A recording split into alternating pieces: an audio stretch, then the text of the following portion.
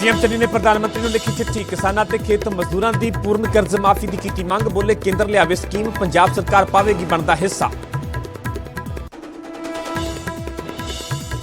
ਮੁੱਖ ਮੰਤਰੀ ਦੀ ਪੀਐਮ ਨੂੰ ਚਿੱਠੀ ਤੇ ਸੁਖਬੀਰ ਬਾਦਲ ਦਾ ਤੰਜ ਬੋਲੇ ਬੀਜੇਪੀ ਤੋਂ ਆਪਣੇ 50% ਵਾਅਦੇ ਪੂਰਾ ਕਰਵਾਉਣਾ ਚਾਹੁੰਦੇ ਨੇ ਚੰਨੀ ਕਿ ਹੁਣ ਸਸਤੀ ਬਿਜਲੀ ਵੀ ਕੇਂਦਰ ਤੋਂ ਮੰਗਣਗੇ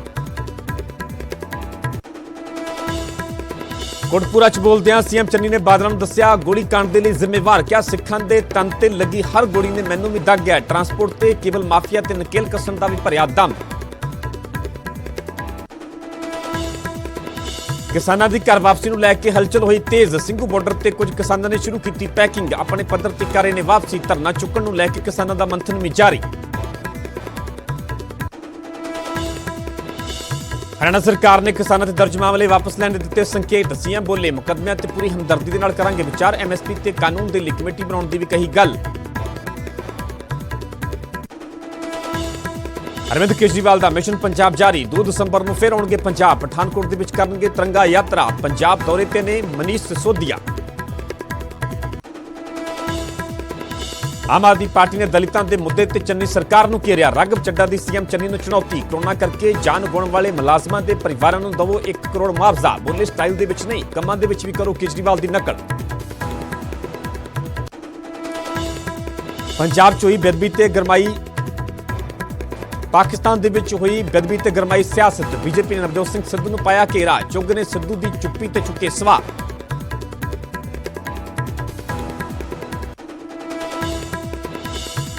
चन्नी सरकार च जारी है सियासी एडजस्टमेंट का सिलसिला विधायक मदन लाल जलालपुर के बेटे को मिलिया वड्डा अहुदा गगनदीप पचौली बने पावरकॉम के डायरैक्टर ओमिक्रॉन वेरिएंट को लैके हरकत दे सरकार केंद्रीय गृह मंत्रालय ने सूबे को जारी की चिट्ठी कौमांतरी यात्रियों की सख्त स्क्रीनिंग के दिते हुक्म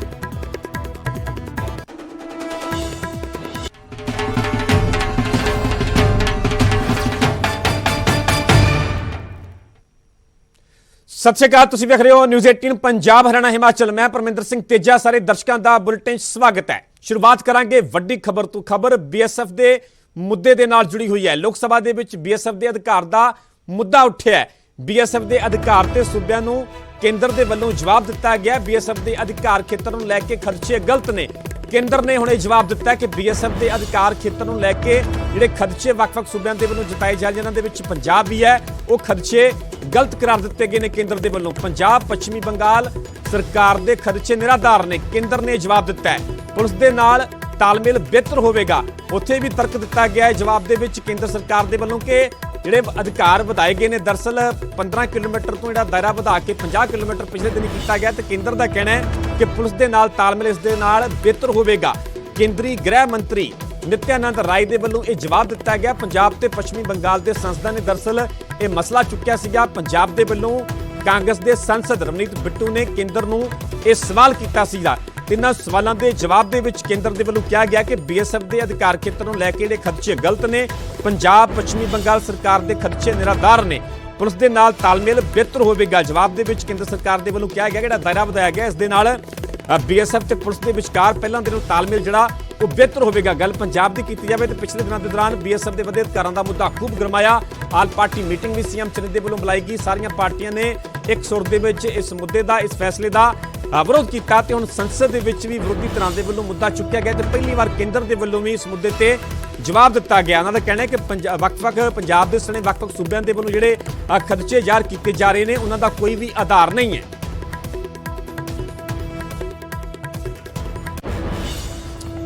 हुण गल करांगे आम आदमी पार्टी की। अरविंद केजरीवाल का मिशन पंजाब लगातार जारी है। 2 दसंबर को फिर पंजाब आ रहे हैं केजरीवाल। 2 दसंबर को पठानकोट के तिरंगा यात्रा उन्होंने वालों कड्ढी जाएगी। मनीष सिसोदिया भी उन्होंने नाल पठानकोट पहुंचणगे। तिरंगा यात्रा दौरान वड्डे ऐलान भी केजरीवाल के वल्लों किए जा सकते हैं।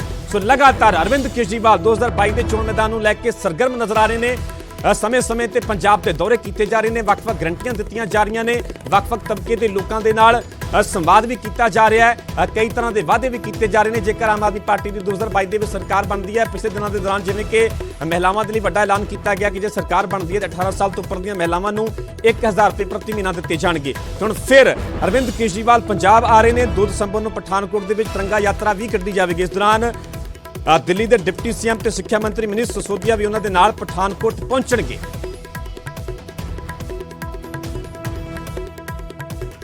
बेड्स ऑलरेडी तैयार हो चुके हैं, जिसमें से लगभग 10,000 आईसीयू बेड्स हैं। इसके अलावा 6800 आईसीयू बेड्स अभी अंडर कंस्ट्रक्शन है, ये फरवरी तक तैयार हो जाएंगे। तो 10,000 आईसीयू बेड्स ऑलरेडी तैयार हो चुके हैं, 6800 अंडर कंस्ट्रक्शन है, तो 17,000 आईसीयू बेड्स हमारे पास कुछ समय में बन के तैयार हो जाएंगे। इसके अलावा हमने इस तरह से इंतज़ाम किया है कि हर वार्ड में, हर म्यूनिसिपल वार्ड में 100 ऑक्सीजन बेड्स हम तैयार कर पाएंगे 2 हफ्ते के नोटिस पे। तो इस तरह से 270 वार्ड है, तो 27,000 ऑक्सीजन बेड्स हम शॉर्ट नोटिस पे 2 हफ्ते के नोटिस पे और तैयार कर सकते हैं। तो ये सारे बेड्स मिला के हुए 63,800 बेड्स हम लोग इसके लिए तैयार हैं या तैयारियां चल रही हैं। 63,000 लगभग 64-65,000 बेड्स की हमारी तैयारी है। इसके लिए जितनी भी मैन पावर की ज़रूरत पड़ेगी वो सारी मैन पावर भी ट्रेनिंग करवाई जा रही है और सारी मैन पावर भी तैयार की जा रही है। 32 किस्म की मेडिसिन्स हैं जो कि हमने एक कमेटी बनाई थी। 32 किस्म की मेडिसिन्स हैं जिसको अलग अलग तरीके से कोरोना के दौरान इस्तेमाल किया जाता है। उन सारी मेडिसिन्स का 2 महीने का बफर स्टॉक ऑर्डर किया जा रहा है ताकि किसी भी तरह से दवाइयों की कमी ना पड़ सके। होम आइसोलेशन जो किया जाता है, तो होम आइसोलेशन के लिए भी सारी तैयारियां दुरुस्त की जा रही हैं, काफ़ी तैयारियां कर ली गई हैं ताकि जब अगर कोरोना की तीसरी वेव या ओमिक्रॉन वेरिएंट आता है तो होम आइसोलेशन के लिए भी हम लोग तैयार रहें। पिछली बार ऑक्सीजन की सबसे कमी पड़ी थी। ऑक्सीजन के लिए हमारे पास जितने अस्पताल हैं दिल्ली के, उन सारे अस्पतालों का मिला के लगभग 750 के करीब एमटी 750 मीट्रिक टन की कैपेसिटी है।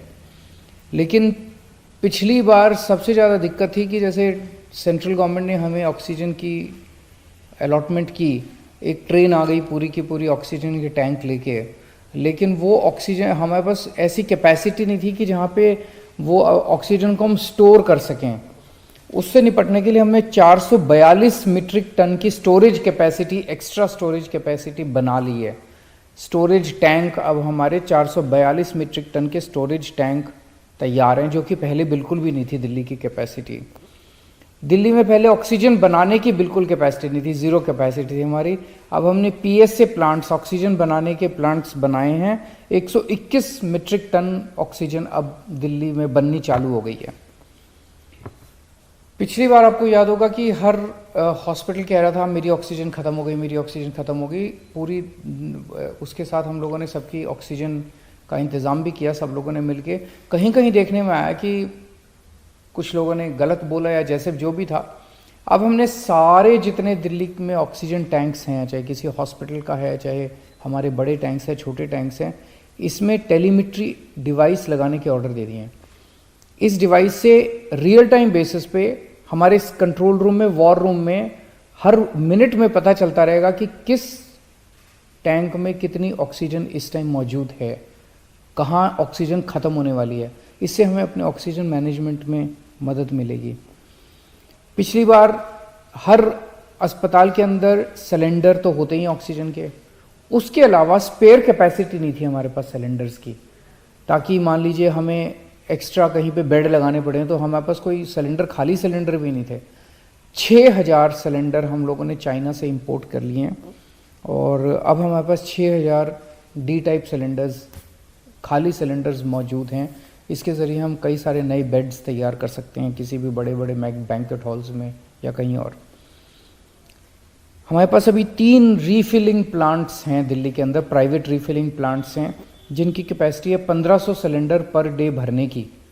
इसके अलावा हमने 2 बॉटलिंग प्लांट, सरकार ने 2 बॉटलिंग प्लांट्स और लगा लिए हैं, उनकी की भी कैपेसिटी लगभग 1400 के करीब है। तो 2900 सिलेंडर भरने की कैपेसिटी पर डे की अब दिल्ली की हो गई है। पिछली बार सबसे बड़ी दिक्कत ये भी आई थी कि ऑक्सीजन के टैंकर नहीं थे हमारे पास। सरकार कहती थी भाई पानीपत से मंगा लो ऑक्सीजन, हमारे पास टैंकर ही नहीं थे। क्योंकि दिल्ली में ऑक्सीजन बनती नहीं है। अब हम 15 टैंकर खरीद रहे हैं, 15 ऑक्सीजन के टैंकर खरीद रहे हैं। उम्मीद है कि 1 महीने के अंदर 15 टैंकर दिल्ली के आ जाएंगे। वैक्सीनेशन की स्थिति दिल्ली में अच्छी है। 93% लोग जो हैं वो फर्स्ट डोज लगवा चुके हैं, 57% लोग सेकेंड डोज लगवा चुके हैं। मेरी उन सब लोगों से गुजारिश है हाथ जोड़ के, जो सेकेंड डोज जिन्होंने नहीं लगवाई, उनकी जिनकी ड्यू हो गई है, कि वो भी आगे आके सेकेंड डोज जल्द से जल्द लगवा लें। तो ये कुछ एक तैयारियों का जायज़ा लिया। मैं फिर से उम्मीद करता हूँ कि ओमिक्रॉन वायरस ना आए, थर्ड वेव ना आए। बड़ी मुश्किल से हमने पूरे देश ने इस वायरस का मुकाबला किया, लेकिन अगर आती है तो हम तैयार हैं। आपको चिंता करने की ज़रूरत नहीं है। नमस्कार।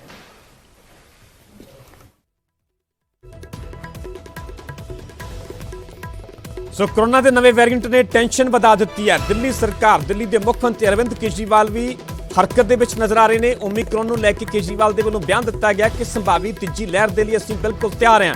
ਅਸੀਂ ਆਕਸੀਜਨ ਬਣਾਉਣ ਦੇ ਸਰੋਤ ਵਧਾਏ ਨੇ, ਅਸੀਂ ਆਕਸੀਜਨ ਦੇ ਹੋਰ ਟੈਂਕਰ ਵੀ ਖਰੀਦ ਰਹੇ ਹਾਂ, ਜਿਹੜੇ ਕਿ 1 ਮਹੀਨੇ ਦੇ ਅੰਦਰ ਅੰਦਰ ਇਹ ਟੈਂਕਰ ਦਿੱਲੀ ਦੇ ਵਿੱਚ ਪਹੁੰਚ ਜਾਣਗੇ।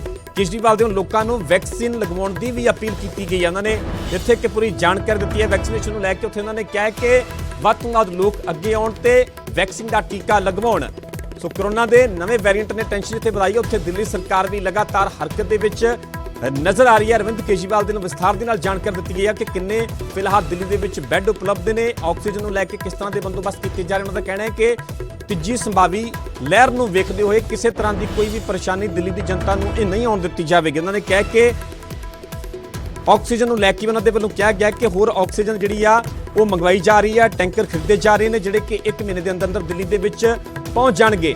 ਕਿਉਂਕਿ ਗੱਲ ਕੀਤੀ ਜਾਵੇ ਕੋਰੋਨਾ ਦੇ ਨਵੇਂ ਵੇਰੀਐਂਟ ਦੀ, ਪੰਜਾਬ ਸਰਕਾਰ ਦੀ ਗੱਲ ਕੀਤੀ ਜਾਵੇ, ਕੇਂਦਰ ਸਰਕਾਰ ਦੀ ਗੱਲ ਕੀਤੀ ਜਾਵੇ, ਤਾਂ ਦਿੱਲੀ ਸਰਕਾਰ, ਸੂਬਾ ਸਰਕਾਰਾਂ ਸਣੇ ਕੇਂਦਰ ਸਰਕਾਰ ਵੀ ਹਰਕਤ ਦੇ ਵਿੱਚ ਨਜ਼ਰ ਆ ਰਹੀ ਹੈ। ਹਾਲਾਂਕਿ ਇਸ ਤੋਂ ਪਹਿਲਾਂ ਅਰਵਿੰਦ ਕੇਜਰੀਵਾਲ ਇਹ ਵੀ ਕੇਂਦਰ ਸਰਕਾਰ ਦੇ ਅੱਗੇ ਮੰਗ ਰੱਖ ਚੁੱਕੇ ਨੇ ਕਿ ਜਿਹੜੀਆਂ ਕੌਮਾਂਤਰੀ ਉਡਾਣਾਂ ਨੇ, ਜਿਹੜੇ ਦੇਸ਼ਾਂ ਦੇ ਵਿੱਚ ਕੋਰੋਨਾ ਦੇ ਨਵੇਂ ਵੇਰੀਐਂਟ ਦੀ ਪੁਸ਼ਟੀ ਹੋਈ ਹੈ, ਉਹ ਉਡਾਣਾਂ ਭਾਰਤ ਦੇ ਵਿੱਚ ਨਾ ਹੋਣ, ਉਡਾਣਾਂ ਨੂੰ ਤੁਰੰਤ ਬੰਦ ਕੀਤਾ ਜਾਵੇ, ਰੋਕ ਲਗਾਈ ਜਾਵੇ। ਇਹ ਮੰਗ ਵੀ ਪਹਿਲਾਂ ਅਰਵਿੰਦ ਕੇਜਰੀਵਾਲ ਕੇਂਦਰ ਸਰਕਾਰ ਦੇ ਅੱਗੇ ਰੱਖ ਚੁੱਕੇ ਨੇ ਤੇ ਉਹਨਾਂ ਨੇ ਜਾਣਕਾਰੀ ਦਿੱਤੀ ਹੈ ਕਿ ਸੰਭਾਵੀ ਤੀਜੀ ਲਹਿਰ ਨੂੰ ਮੁੱਖ ਰੱਖਦੇ ਹੋਏ ਕਿਹੜੇ-ਕਿਹੜੇ ਬੰਦੋਬਸਤ ਦਿੱਲੀ ਸਰਕਾਰ ਦੇ ਵੱਲੋਂ ਕੀਤੇ ਜਾ ਰਹੇ ਨੇ।